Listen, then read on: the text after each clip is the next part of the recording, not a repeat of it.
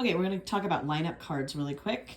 For the single and double A teams, your lineup card is going to look something like this. It's going to be a printout of some kind. I'm going to show you a few examples because they're all different. The managers can create it however they want using this basic format. They have to have the jersey number of the player. They need to have them in the order that they're playing for the day. And they have to have at minimum the last name and first initial.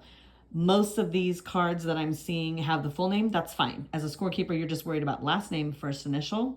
And then you're also just worried about what position they are starting the game at in the first inning. Where are they starting?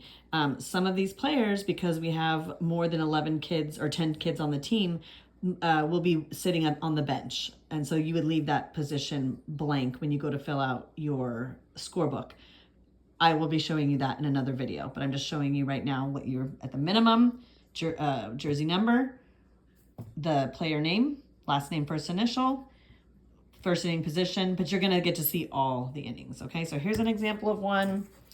Here's another example of one. They kind of did the same thing. You'll notice that these managers are not using the position numbers that I'm teaching you guys. So you're going to get to do that as you're completing it in our scorebook. You are not using the abbreviations they're using. You're using position numbers.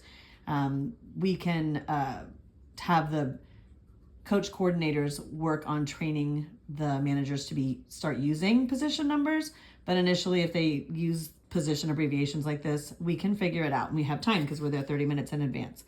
Again, here's another example. And here's another example.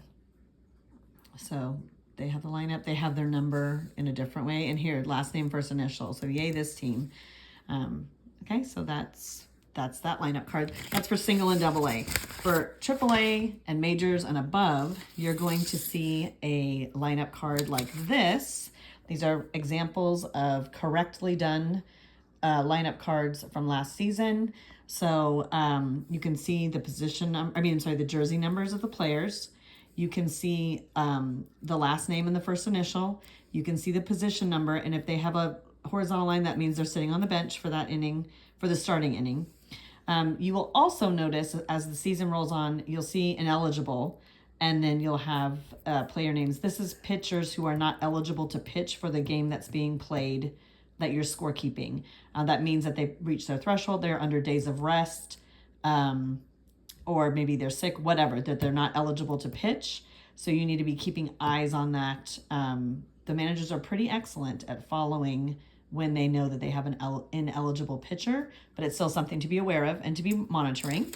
It's good practice. Here's another example of a very well done lineup card. So again, jersey numbers, last name, first initial, position numbers.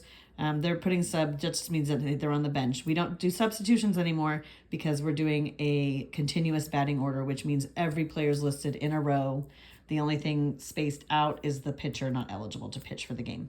Okay, so those are two examples of lineup cards for divisions, AAA and above. And then I've already shown you the single, double A. All right.